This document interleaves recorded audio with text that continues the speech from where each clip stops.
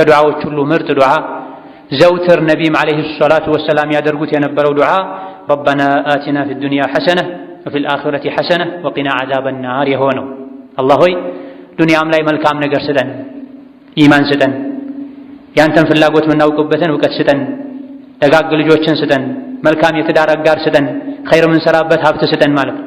በዱንያ መልካም ነገር ስጠን ማለት መልካምን ሁሉ የሚያካትት፣ በአኺራም መልካም ነገር ስጠን ማለት ጀነትን ስጠን ማለት፣ ያንተን ፊት ከሚያዩት አድርገን ማለት። ወቂና ዐዛበን ናር አኺራ ላይ ከሚያስፈሩ ነገሮች ሁሉ እዚህ ዱንያ ላይ ሆኖም ከሚያሳስቡ ነገሮች ሁሉ ከባዱ የጀሃነም ቅጣት ነው፣ የአኺራ እሳት ነውና ዱንያ መልካሙን አኺራ መልካሙን ከመስጠትህ ጋር ለኛ ከሳትህ ጠብቀን፣ አኺራ እሳት ጠብቀን ብለን ዱዓ ማድረጋችን ነቢዩ ዓለይሂ ሰላቱ ወሰላም የጠየቁትን ትልቅ ነገር መጠየቅ ነው። ከጃዮች መሆናችንንም ማሳወቅ ነው። ጾምና ዱዓ ረመዳንና ዱዓ ጥብቅ ቁርኝት አላቸው።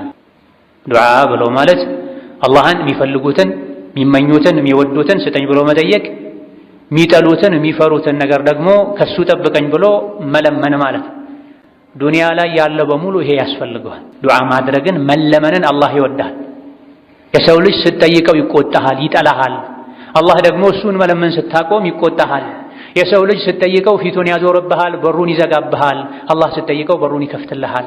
ስለዚህ ስትጠይቀው የሚቆጣን በር የሚዘጋብህን ትተህ ስላልጠየቀው የሚቆጣውን ወደ እሱ ስትዞር ፊቱን የሚያዞርልህን ናም ይልህን አላህን ጠይቅ ተብሏል።